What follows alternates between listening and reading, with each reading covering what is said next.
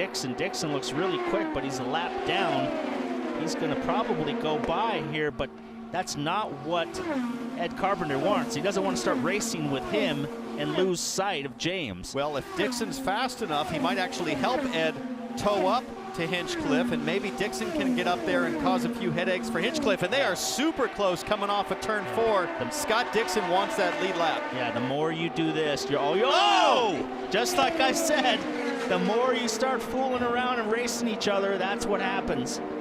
Carpenter and Dixon touch. Dixon is into the wall, and there's that Castroneves that came by and just clipped him.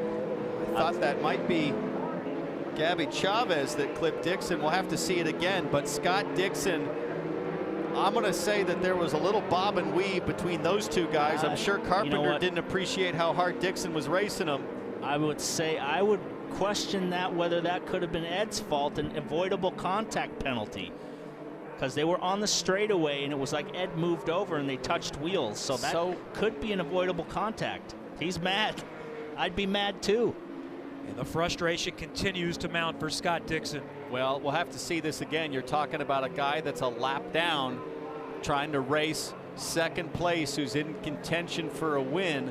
And so many times on the tri-oval, because it's not a straightaway, you can see a difference of opinion on track position and who's right away.